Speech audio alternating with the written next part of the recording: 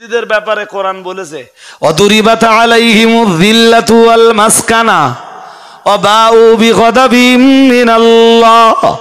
মহান আল্লাহ জানিয়েছেন ইহুদিরা যেখানেই থাকবে দারিদ্রতা, অদুরিবাত আলাইহিমুয যিল্লাতু ওয়াল মাসকানা, মহান আল্লাহ জানিয়েছেন অভাব অনটন দারিদ্রতা আর জিল্লাত, জিল্লাতের বাংলা মানে অপমান, এদেরকে সব সময় তাড়া করে বেড়াবে।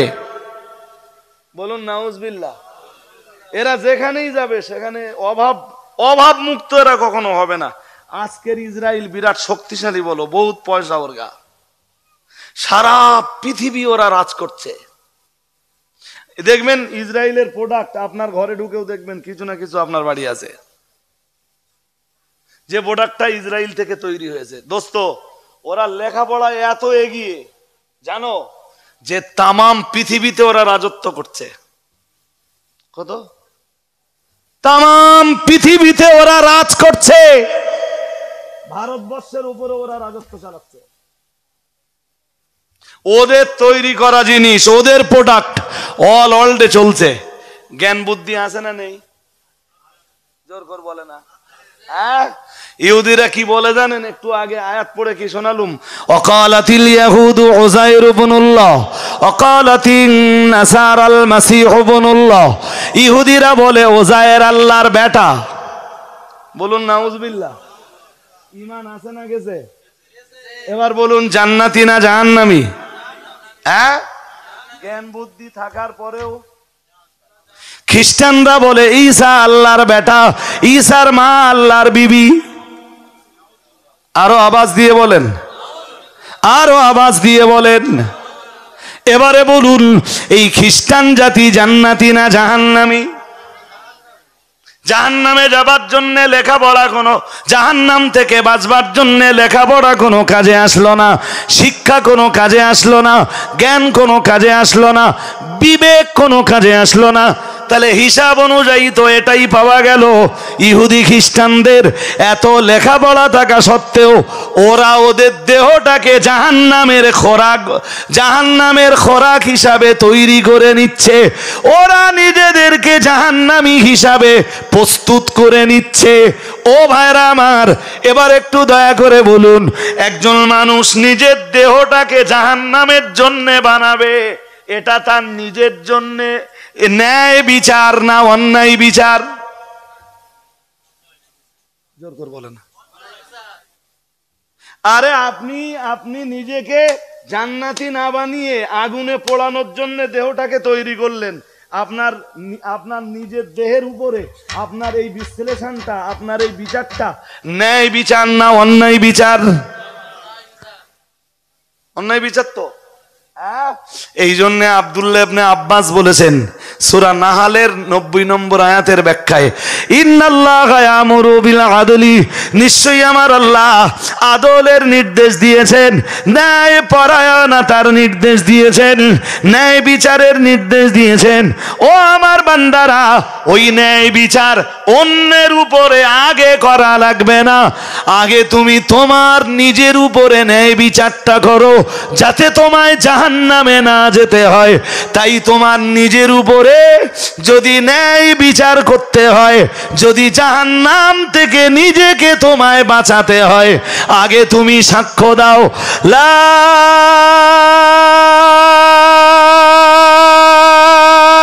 ইলাহা ইল্লাল্লাহ। সবাই বলুন, আরো আওয়াজ দিয়ে পড়ে লা ইলাহা ইল্লাল্লাহ। আবার পড়ুন লা ইলাহা ইল্লাল্লাহ। হযরত আব্দুল্লাহ ইবনে আব্বাস বলেছেন এই কারণে আদলের প্রথম তাফসীর হলো লা ইলাহা ইল্লাল্লাহ। তুমি এই বিশ্বাসটুকু কলবে ধারণ করলে অন্তত চির জাহান্নামী তোমায় হতে হবে না। সুবহানাল্লাহ বলুন। তুমি চির জাহান্নামী হওয়া থেকে বেঁচে গেলে তুমি অন্তত নিজের প্রতি ন্যায় বিচারটা করতে পারলে। আমার কথা বোঝা গেছে? হ্যাঁ, এটা আদলের প্রথম তফসির। শুনছেন? এটা আদলের প্রথম তফসির।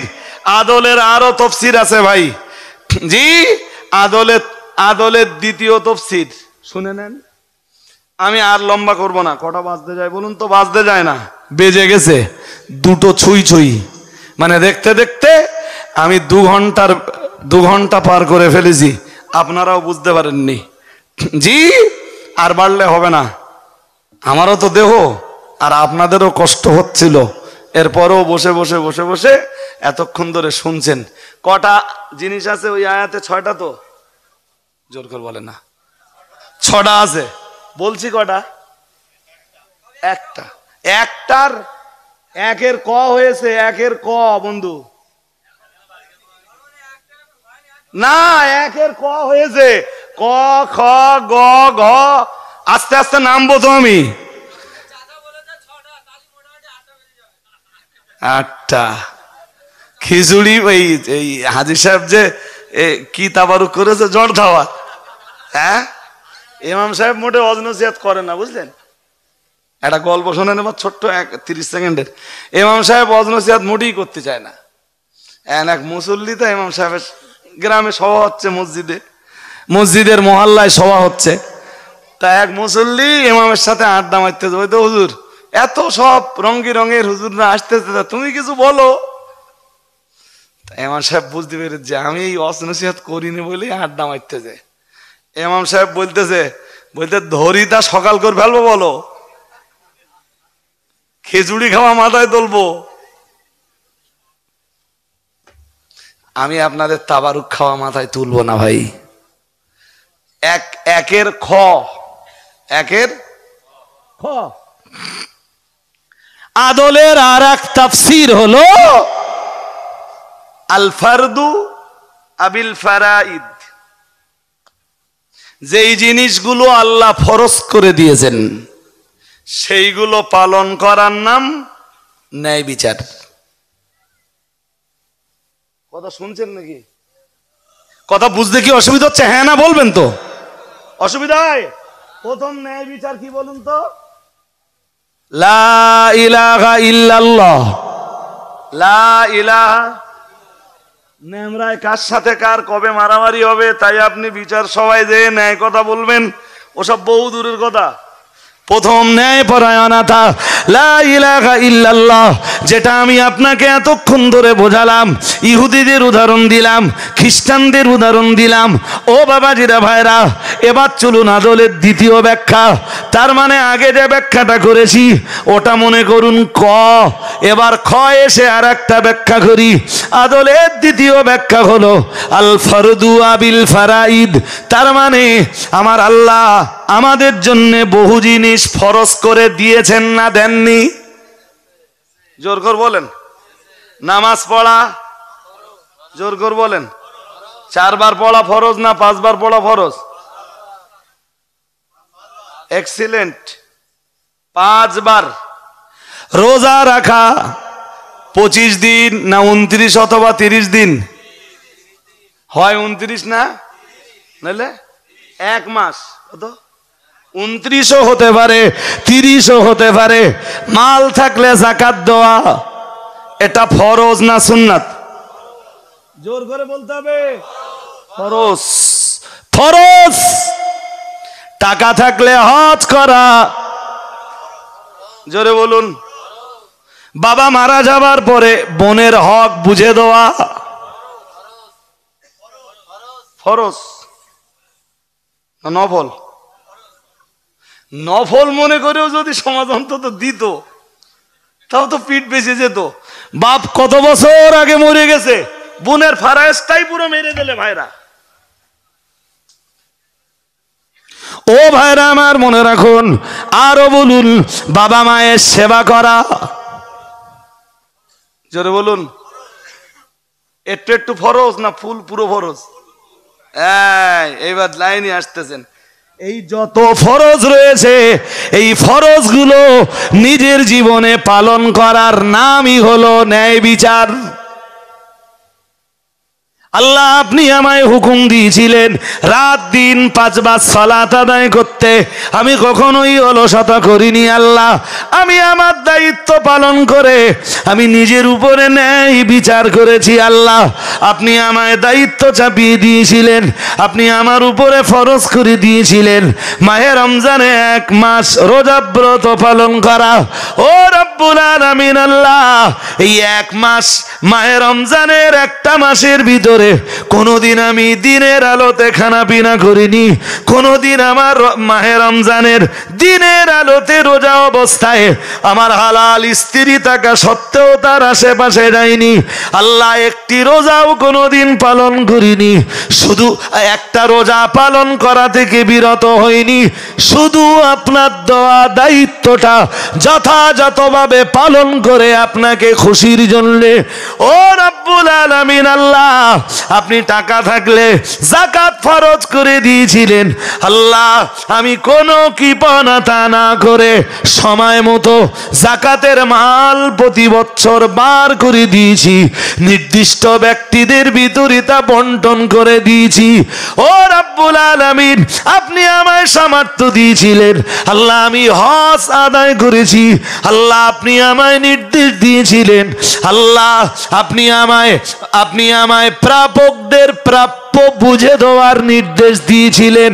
ও রব্বুল আলামিন আল্লাহ আমার বাবা মারা যাবার পর আমার বাবা অথবা আমার মায়ের সম্পত্তিতে আমার বোনও ছিল একজন প্রাপক, আমার বোনের একটা প্রাপ্য ছিল। বাবা মা মারা যাবার পরে আপনার হুকুম অনুযায়ী আমার বোনের প্রাপ্যটা আমি বুঝিয়ে দিয়েছি। আল্লাহ আপনি বাবা মায়ের সেবা করার জন্য নির্দেশ দিয়েছেন। আল্লাহ শুধু আপনার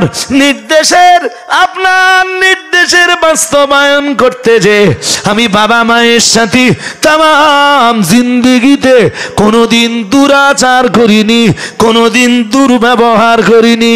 ও রব্বুল আলামিন আল্লাহ তাম জিন্দেগিতে শুধু আপনার নির্দেশগুলোকে আমি ফলো করে চলেছি। ও বাবাজিরা ভাইরা, এইভাবে আমার আল্লাহ তাআলা আল্লাহ পাক যত জিনিসের নির্দেশ দিয়েছেন এই নির্দেশগুলো সব বাস্তবায়ন করাটাই হলো প্রত্যেকটা বান্দার নিজের পক্ষ থেকে তার জন্য ন্যায় বিচার। তুমি আল্লাহর জমিনে থাকবা, আল্লাহর জমিনে বসবাস করবা, আল্লাহর দেওয়া অক্সিজেন গ্রহণ করবা। এই যে নেওয়ার লোকেরা এই যে মাছ চাষ করতেছে আল্লাহর জমিনে, তো হ্যাঁ না বলে না, কোথায় জোর করে বলে না, আল্লাহর জমিনে। আর যে পানিতে মাছ ছেড়ে দিচ্ছে পুকুর তো বানাচ্ছে মাটিতে, হ্যাঁ না বলবা তো, পুকুর বানাচ্ছে মাটিতে, এই জমিন আল্লাহর তো, হ্যাঁ না জোর করে বলেন। যেই জমিনে বসবাস করছি জমিন কার? যেই জমিনে চাষাবাদ করছি জমিন কার? যেই জমিনের গাছগুলোতে ভালো ভালো ফল তৈরি হচ্ছে, আপেল আঙ্গুর বেদানা ডালিম কলা খুব মজা করে খাচ্ছে, এই জমিন কার? কার? এরপরে যে পানিতে মাছ ছাড়ছি এই পানি কার? জোর করে বলেন। এই পানি বিজ্ঞানে বানিয়েছে, জোর করে বলেন। বিজ্ঞানে বানিয়েছে, বিজ্ঞানের 14 পুরুষের ক্ষমতা আছে। যখন পানি হয় না বিজ্ঞান পানি দিতে পারে। আমরা এই যে পাইপ লাগিয়ে পানি তুলতেছি নিচের থেকে, এই পানি খেয়ে এই পানি জমিনের তলে সংরক্ষণ করে রেখেছেন কে? জোর করে বলে না। হ্যাঁ, তাহলে আমরা এরপরে যদি আকাশের দিকে যাই, আকাশ দিনের বেলায় আকাশে সূর্যের আলো কে দিয়েছেন? সূর্যের আলো আমাদের কোনো কাজে লাগে না তো। হ্যাঁ, তুমি জমিনের উপরে বসবাস করবা ও ভাইরা আমার, কিংবা আপনি আল্লাহর জমিনে বসবাস করবেন, ঘর বাড়ি বানাবেন, চাষবাস করবেন, আল্লাহর জমিনের উপরে আপনি গাছগাছালি লাগাবেন, সেই গাছের ফল ভক্ষণ করবেন, আল্লাহর জমিনে চাষাবাদ করবেন, সেখান থেকে রুজি রুটি উদ্গত হবে, সেই রুজি রুটি খেয়ে আপনি আমি বেঁচে থাকবো। ও বাবাজিরা ভাইরা, আল্লাহর দেওয়া আকাশের সূর্যের আলো উপভোগ করব, আল্লাহর দেওয়া মুক্ত অক্সিজেন গ্রহণ করে বেঁচে থাকবো। আল্লাহর জমিনের উপরে ব্যবসা বাণিজ্য করব, আল্লাহর জমিনের উপরে দোকানপাট করব, মার্কেট বানাবো। না না না না না, সেই আল্লাহর আইন মেনে চলবো না। এর চাইতে বড় অন্যায় বিচার আর কি হতে পারে? এজন্যে মুফাসসিরিনে হাজরাতরা সূরা নাহালের 90 নম্বর আয়াতের ব্যাখ্যায় ইন্নাল্লাহা ইয়ামুরু বিল আদলি, এই আদলের ব্যাখ্যায় বলেছেন, আদলের দ্বিতীয় ব্যাখ্যা হলো আল্লাহর আইনকে যথাযথভাবে বাস্তবায়ন করার নামই হলো ন্যায় বিচার। আরেকটু মন খুলে বলেন, বান্দা আল্লাহর কাছ থেকে এত কিছু নেলে সেই আল্লাহ চিনল না, সেই আল্লাহর আইন মানল না, এটা ন্যায় বিচার না অন্যায় বিচার? জোরে বলুন। এত কিছু পেল যে আল্লাহর কাছে, সেই আল্লাহর আইন মানল না। কোরআনে আল্লাহ বলেছেন, আপনারা সূরা আরাফের ভিতরে দেখবেন, আমি আয়াত নম্বরটা বলতে পারছি না, খুললে পেয়ে যাবো এক্ষুনি, তবে মনে হচ্ছে হতে পারে 55 নম্বর আয়াত সূরা আরাফের। আল্লাহ কি চ্যাম্পিয়ন করে বলেছেন, আলা লাহুল খালক ওয়াল আমর। আল্লাহ বলেন সৃষ্টি যার, আইন তার। সুবহানাল্লাহ। আরো আওয়াজ দিয়ে বলেন, সৃষ্টি যার। সবাই বলুন, বলেননি সবাই? একটু বলে বাড়ি যেতে হবে, সৃষ্টি যার, আইনও তার। নারায়ে তাকবীর, নারায়ে তাকবীর। সৃষ্টি কার? আইন চলবে কার? মদ খাচ্ছ কার আইনে? কার পারবা না কেন? এই এতক্ষণ বললে আল্লাহর আইন না মানলে সেটা ন্যায় বিচার না অন্যায় বিচার। এই জন্য তো মুফাসসিরিনে হযরতরা বলছেন, আদলের প্রথম তাফসীর লা ইলাহা ইল্লাল্লাহ, আদলের দ্বিতীয় তাফসীর আল্লাহর আইন মেনে নাও। যে আল্লাহর আইন মেনে নিল, ও নিজের উপরে ন্যায় বিচার করে নিজেকে জান্নাতের জন্য তৈরি করে ফেললো। যে আল্লাহর আইনকে নিজের জীবনে ফুটিয়ে তুললো না, সে তার দেহকে কিসের জন্য তৈরি করলো? ও নিজের উপর ন্যায় বিচার করলো না অন্যায় বিচার? হ্যাঁ, তোর বুদ্ধি আছে, জ্ঞান আছে, দুনিয়ায় এত ভালো গাড়ি চেপে বেড়াতিস, নামাজ পড়তিস নে, তা তুই তো জাহান্নামে যাবি। নামাজ না পড়লে জাহান্নামে যেতে হবে, এতে কোনো সন্দেহ আছে? জোর করে বলে না। যেই লোকটা এত বুদ্ধিমান, এত চালাক, এত চতুর, এত পয়সাওয়ালা, এত ঘর বাড়ি ভালো, এত ভালো কাজ চেপে বেড়ায়, ইট ভাটার মালিক, এর মালিক, ওর মালিক, হ্যান ত্যান 7-17 মালিক, এরপরেও নামাজ পড়ে না, ও যে জাহান্নামে যাবে এতে সন্দেহ আছে? তাহলে ও নিজের উপর ন্যায় বিচার করলো না অন্যায় বিচার করলো? এই কারণে আল্লাহ বলতেছেন সূরা নাহালের 90 নম্বর আয়াতে, আমি 3 জিনিসের নির্দেশ দেব আর 3 জিনিসের নিষেধ করব। যে 3 জিনিসের নির্দেশ আমি দেব তার ভিতরের প্রথমটা, ইন্নাল্লাহা ইয়ামুরু বিল আদল। আমি আল্লাহ তোমাদেরকে নির্দেশ দিচ্ছি ন্যায় পরায়ণতার, আদলের, আদালতের, ইনসাফের, ন্যায় বিচারের। বান্দা, অন্যের উপরে তোর আগে ন্যায় বিচার করতে হবে না, তুই নিজের উপরে ন্যায় বিচারটা আগে করতে শেখ। সুবহানাল্লাহ বলবেন না? আর একটু মন খুলে বলুন। তাহলে এবারে ওই 6টা জিনিসের একটা, মানে প্রথমটার তথা আদলের 2 তাফসীর হলো, তাই তো? কয় তাফসীর? 2 তাফসীর হলো। ভাই দেখতে দেখতে কটা বাজে জানেন? 2:06। দোয়া করতে আরো কিছুটা সময় যাবে। তো আপনাদের যদি কখনো মনে হয় যে এই আয়াতের তাফসীর আমার কাছে কমপ্লিট শুনে ফেলবেন, কমপ্লিট, তাহলে অন্তত আর একটা মজলিস তো লাগবেই, আরো 2-3টে মজলিস হলে বড্ড ভালো হয়, কারণ আদলের তাফসীর এখনো বাকি। এরপরে আমরা যাব ইহসান। এরপরে কিসের তাফসীর?